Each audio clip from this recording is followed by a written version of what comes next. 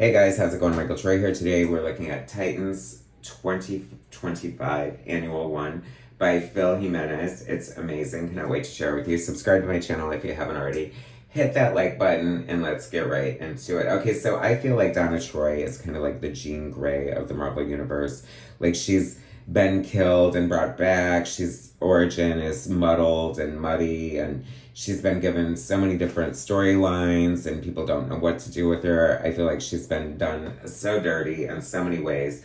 Nobody loves her more than amazing artist and writer Phil Jimenez, the one who gave her the Rachel and hasn't looked back ever since for her hair. And he has such a love and reverence for Wonder Woman and the Titans, and specifically Donna. It's a Titans annual, but this is definitely a Donna Troy story. I feel like it's kind of, spoilers abound, by the way. I think he's kind of trying to like be redemptive to her in a way. And it's just, I don't know if it just makes it worse because it just shows how like utterly depressing her life has been.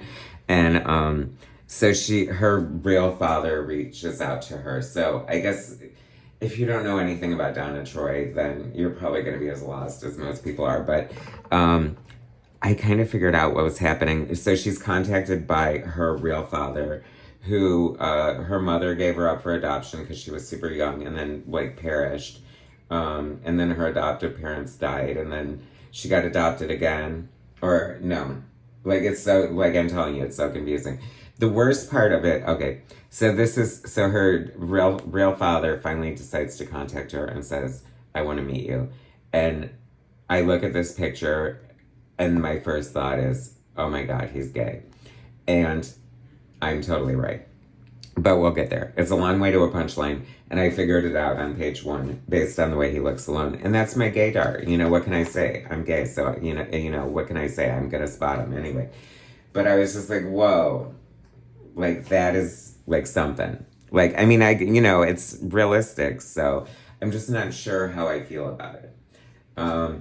Especially since the fact, okay, so she's, like, going to meet him, and she's, like, kind of talking to him. Like, she's telling her history to the readers, but she's talking to her dad. Like, you know, oh, why did you stay away, blah, blah, blah, whatever. So we're getting a big retelling of her origin. And one of my pet peeves is sort of revisionist history. You know, like this is all from Titans 38, the original Who is Donna Troy story. There are plenty of homages in here, except she has like the Gal Gadot Wonder Woman costume on for some reason, which I cannot stand. And then, you know, like Robin is going to have like a different costume in the flashback. So when they change them to sort of match current continuity, I think it's to keep it less confusing for current or new readers, but it always kind of just takes me right out.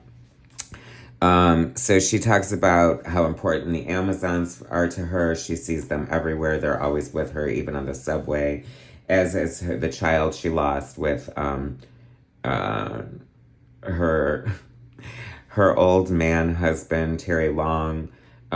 So, like, it's definitely established. Okay, so when John Byrne came on to Wonder Woman after Crisis, the way he explained Donna Troy was Diana was lonely on Paradise Island, so the Island Witch or whatever made a doppelganger of her, from a mirror image doppelganger from her reflection to play with, and then she was kidnapped by Dark Angel. See, this is what I'm telling you, like, this is so crazy. She was kidnapped by Dark Angel and forced to like be tortured over and over again. Like, I can't even, like, so anyway, but that was kind of a cool answer because it kind of put her exactly on the same level as Wonder Woman in a way. They were more like twin sisters, you know?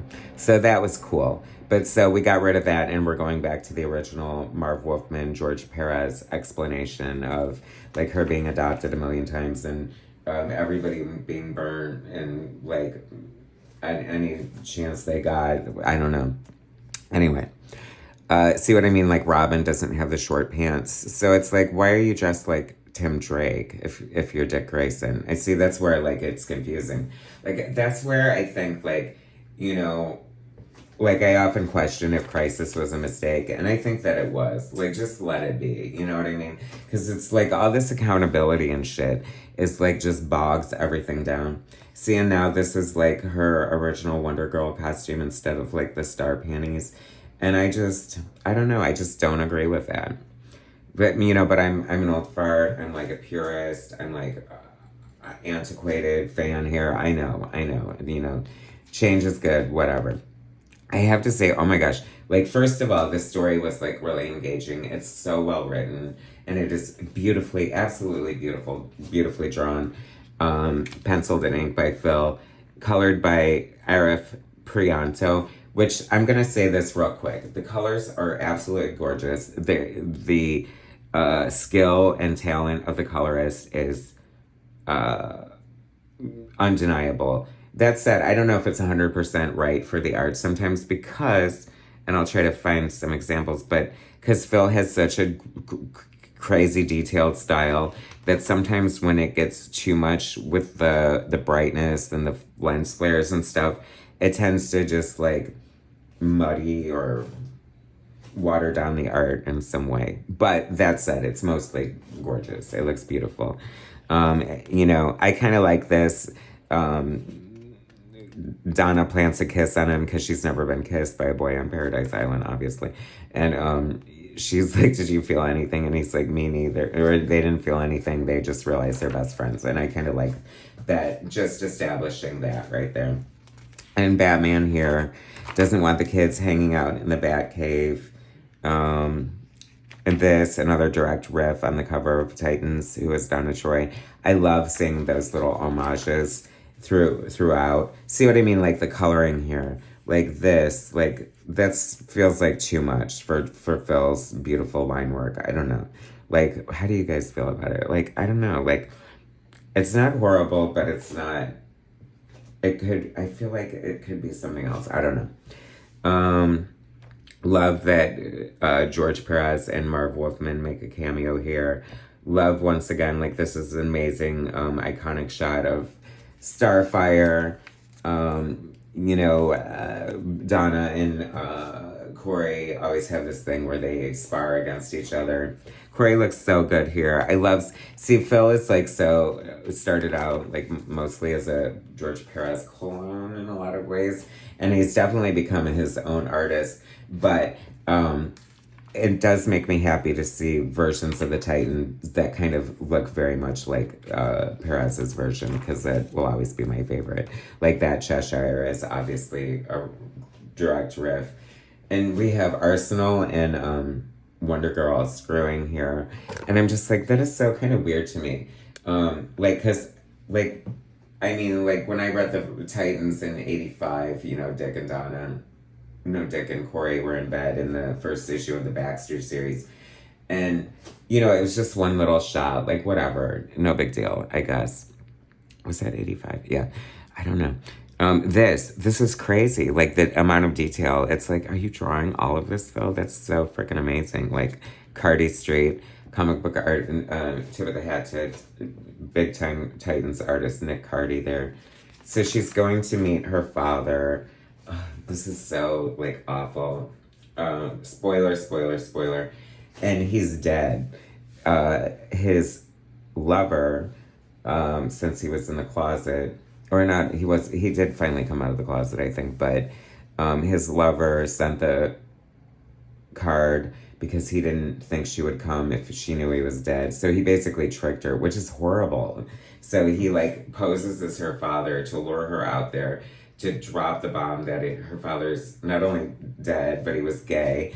He had a major difficulty accepting who he was. Followed her career in life after figuring out that she was probably Wonder Girl, and didn't even reach out to her when he found out that her ex-husband and child were killed. Never mended the fence, never whatever. But he became a firefighter when he found out about what happened to Donna, and that just sort of made his life.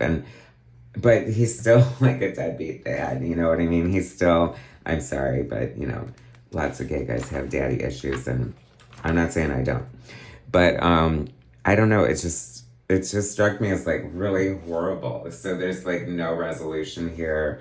Like, I don't know, you know, but it did give her a time to reflect, go over her horrible life. And then this revelation at the end, apparently she has a half sister. Will we be seeing her? I don't know, probably. But, and then she finally, and then she finally decides to follow in her footsteps after many men and several, like, I don't know, weird relationships. She finally decides to go out with a gay guy. Okay, I don't know. So it was just, like I said, I enjoyed the heck out of this. I like teared up towards the end. It is so well written and so well drawn. My only problem is it just cements like what a tragic character Donna is. I was hoping for a little more redemption. Like it would have been, I would have liked it better if the dad was like, sorry, you know, here I am. I know it's been a long time, but it's never too late. And now he's dead and there's no chance for that. So poor Donna. She can't win. Can't win. Anyway, it was really good, you guys. Make sure you pick it up. Subscribe to my channel if you haven't already. Hit that like button and I'll bring you more soon.